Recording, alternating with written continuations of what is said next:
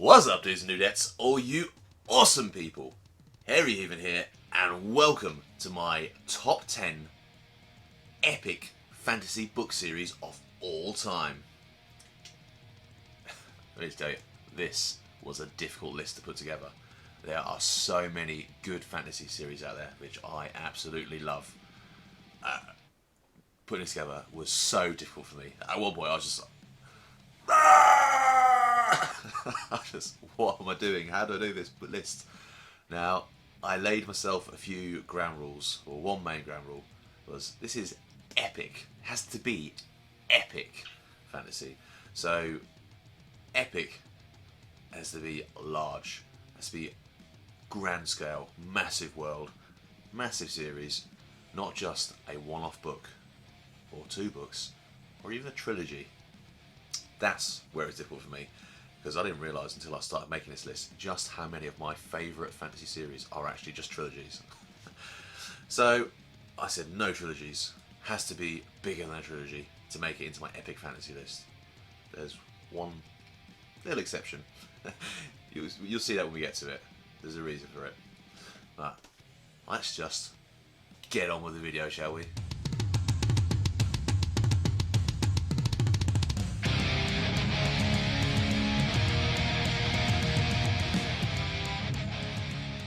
Coming in at number 10 on my list, Mare, or Temeraire? Temeraire? I really don't know how to pronounce it. My pronunciations are not the best in the world, you'll soon discover. But Mare by Naomi Novik. This is one of my favourite fantasy series, which is hence it's in my list, top 10. This is a alternative history fantasy series, and if you haven't read it, what it is it's set in the Napoleonic era. And along with the land battles with the infantry, the sea battles with the navy, they also have an air force, which is aviators who happen to fly dragons. Anything with dragons is so much better, in my personal opinion. But this series is the Napoleonic War with dragons. It centres around an unexpected aviator by the name of Lawrence and his dragon Mare. And the whole series essentially is the development of the relationship, the companionship between these two people, which is very, very interesting. I thought I'd be interested in this just for the battles and the dragons, but the relationship between these two is what keeps me coming back to read more and more. There are 9 books in the series so far, and it's still going strong. Number 9 on my list, A Song of Ice and Fire by George R.R. Martin. I'm fairly certain a few of you may have heard of a little TV series called Game of Thrones. Who hasn't heard of it? Even if people haven't seen that show, even if people aren't into fantasy, they've heard of the show. That's how big it is. George R.R. Martin, absolutely amazing writer, and I believe he's turned the whole fantasy series on its head, or he's just rejuvenated a little bit of new life into it by completely and utterly ignoring the rules of writing and not being afraid to kill off any characters. And I mean any characters. Don't get attached. If you haven't read the series, don't get too attached to anybody. He's not afraid of killing off characters, and you think, well, that's it, they've killed that character off. I'm not interested in this. But there's another character that you're interested in, and there's another character, another character, and it just draws you in and in the whole way through. It's a fantasy. Dragons, magic, knights, White Walkers, which are basically cold zombies. They're zombies that come with the winter, come with the snow, or the snow comes with them. Not really sure which way around it works. Number 8 on my list, Corellia by Trudy Canavan. Is it Corellia? Corellia? It's one of those names I'm really not sure how to pronounce. Wasn't even too sure what the name of this series was, because it's 2 trilogies and a prequel making up this whole series. And the first trilogy is the Black Magician's trilogy, the second trilogy is the Traitor Spy trilogy, and then there's the prequel. And I wasn't sure what the series was called. Looked it up a little bit online, and Corellia series is the only thing I can come up with, and that's what I'm going to name it. It's based upon a city called Imarden in the land of Corellia, and it centres around a guild of magicians. And the first series follows, or the first trilogy follows a young slum dweller who accidentally discovers she has magic when the magicians are following their annual purge and are purging all the poor folk out of the city centre, and she fights back, accidentally discovers she has magic, and that's where the whole journey into this magical world begins for her and us as the reader. Number 7, The Demon Cycle by Peter V. Brett. Wow, what an amazing series. So, for thousands of years in this fantasy world, typical fantasy world, medieval era, swords and arrows, but in this world, the night has been terrorized for thousands of years by demons, or callings as they're called, which at night rise up from the ground or from the core, where they sleep during the day to protect themselves from the demon-killing sun. They rise up and rain terror at night. The only way to protect yourselves, mankind has discovered, to protect themselves, is by using a series of magical symbols or wards or runes, which they paint around their houses, around their properties, to stop the demons. They can't come through these magical runes, and if they do make it through, if you have done the runes incorrectly, then they will destroy and kill anyone and everything within that household. So this whole series revolves around a group of young characters growing up into this world and finding their place and discovering how they can protect their loved ones and finding out if there's a way to fight back against this seemingly unstoppable force of darkness. But it's a very, very good series. There are 4 books in the series so far, and I believe he's planning to write more in this series. Number 6 on my list. This is the one where people are probably going to be like, that's a trilogy, you can't use that, that's a trilogy. But hear me out. The Lord of the Rings by J.R.R. Tolkien. I've included this in this list because this list is titled Most Epic Fantasy Book Series of All Time. I can't justify doing a list of that without having this in there. There's 4 books. To me, in my opinion, that's how I read it. As I read it as a Hobbit, and then the 3 books. It is the forefather of fantasy. One of the books. I know there is other fantasy books before this, and after, and around the time, but to me, this is one of the ones that really kicked off the genre. This is the one that really brought the level of fantasy right up high and made people write good fantasy. It will introduce people to good fantasy. So that's why I'm sticking with this in my list. And it's going to stay at number 6. And here we go into the top 5. The top 5. Number 5 in my list. Shannara by Terry Brooks. There's a few books in the series. You could call it epic. So far there's 31 books. That's a whole lot of books to read. Thankfully, a lot of them are set into trilogies within this world. And it is an amazing world. It's a futuristic, post-apocalyptic... Futuristic? Yeah. It's a post-apocalyptic, futuristic world based upon our world.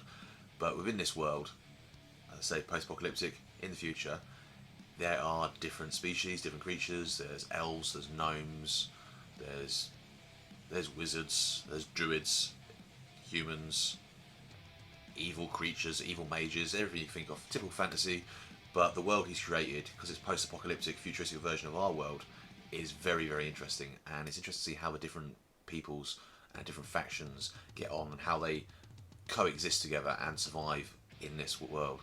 And even if you just read a few of the trilogies from this series, I'm sure you'll get hooked and want to read more. Number 4 on my list, Harry Potter by J.K. Rowling. This is an absolutely amazing series. I know it's a YA, it's young adults, but to me it had to be an epic fantasy because, well, apart from there being 7 books just in the Harry Potter series alone, not including the Fantastic Beasts, it is an epic fantasy and it's well written. So I like the way J.K. took the best ideas from the fantasy world. So they took the wizards, the witches, the cauldrons, the dragons, giants, werewolves, all the creatures from the fantasy world, but instead of setting it in a typical fantasy setting of the medieval era type world, she took it to the modern world and kept it hidden.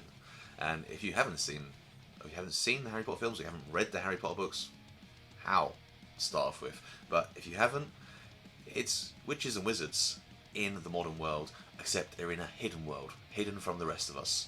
So how can you say remain hidden, you might ask? They have a Ministry of Magic whose main purpose is to stop muggles, that's non-magical folk, from discovering magic by using magical means, spells, potions, anything means necessary just to keep it remain hidden. And if you haven't read it or seen it, I highly recommend you go and do one or the other. Number 3, Discworld by Terry Pratchett. Absolutely love this series. I started reading this series when I was very young. There are 41 books in this series. You don't have to read it in chronological order. I personally like to read in chronological order, but there are many series within this series, many little books that go linked together. I personally like the ones that revolve around the city guard from Ankh-Morpork, which is the main city in this land that's been created. This world that he's created, let me just tell you about the world. It's like Flat Earth Society's dream come true, this world. It is a flat disc, that's the planet, it's a flat disc perched upon the back of 4 elephants who are standing upon a sea turtle who is flying through space. That's right. Terry Pratchett is a comic fantasy writer. All his books are very funny, but there's some good seriousness in them as well. And they will make you laugh, they will make you cry, they will make you feel every type of emotion you possibly think of. I highly recommend the series, and there's so many different types of books within there that there is something for everyone. Number 2, The Realm of Elderlings by Robin Hobb. There are 16 books in this series, and it's split up in 3 trilogies and a tetralogy, which is 4 books, not 3. 3 is trilogy, 4 is tetralogy. Don't worry, I had to look it up before I did this video so I could find out what it's called. My favourite revolve around Fits and Fall, and it's typical fantasy, medieval era style, swords and bows and arrows and magic, and it follows the main series follows a young boy who is orphaned, and his name is Fitzchivalry Farseer. He's orphaned and he grows up in the castle, the main castle of the main city within the 6 duchies, this land, and it revolves around him. He was taught the art of assassination at a very young age, and it's about him discovering what magics he has, trying to find his place in this world, and it is essentially the whole series revolves around him. But there are other series within this. There is the Live Ship Traders series trilogy, which is set upon in a Rainwilds. There's also a Rainwilds trilogy as well. It's set upon a different place within the 6 duchies. The Rainwilds is a very harsh landscape. The water itself is acidic. Those who have moved to the Rainwilds and tried to settle there and live there, they've all been changed by the environment they live in. Physically, they've been changed by, you see, growing small scales. Some of them are born with talons instead of fingers, almost lizard-like features. And if you read the series, you'll discover why and find out how. It's a very interesting read, and Robin Hobb draws me back each and every time. And I hope Robin Hobb continues to write any stories to do with Fits and the Fall, because I love both of them. We are here at the number 1 spot. Number 1 on my list. Anyone guessed? Anyone figured out what epic fantasy series is missing? Quite a few, isn't there? But for me, number 1 on my list, and will always be number 1 on my list, The Wheel of Time by Robert Jordan. This is an absolutely epic fantasy series. This is typical fantasy series: witches, wizards, the Dark One, the good and fight between good and evil. You have like orc-like creatures like Trollocs. It's very much like a Lord of the Rings series, only it delves into so much detail. This world is so vast. Robert Jordan has created a complete and utter epic world full of different lands, different continents, different cultures, people, creatures, and it is very, very interesting to read. And the magical system itself, as the series goes, it kind of delves into it deeper, and in my opinion, it develops the magic system, and it's one of the best magical systems I have ever read in my life, and also one of the most epic fantasy series I've ever read. I constantly go back to this series when I'm reading series. There are 14 books in the series. Fortunately, Robert Jordan couldn't continue the series himself. He passed away before he got to the end of the series, but he left all his notes and wrote everything on how it was supposed to be ended, and left that for the writer to continue it for him, which was Brandon Sanderson. and it is a very, very good series. There is a few books in the middle where a few people find that they drag a little bit because they do go off topic from the main storyline. Me personally, I quite like them all, and I like every individual bit and everything that happens in them. I'm just totally engrossed in this series. Guys, that has been my top 10 epic fantasy book series of all time. This list is personal to me. This is why I chose it. But I'm interested in your lists. What do you think is your top? Give me your top 10 fantasy book series of all time. Comment down below. Let me know. Do you agree with my top 10? Do you agree but think it should be in different order? Do you disagree? Is there something I missed? Is there something you don't think should be in there? Comment down below and let me know. Don't forget, give me a thumbs up, thumbs down if you liked or disliked this video. And if you're new here, why not subscribe down below? Whilst you're down there, smash that bell icon to be notified each and every time I upload. I do a lot of geeky unboxing videos along with geeky reviews, basically. I hope you enjoyed this video. I'm Heathen. Until next time, guys. Take care.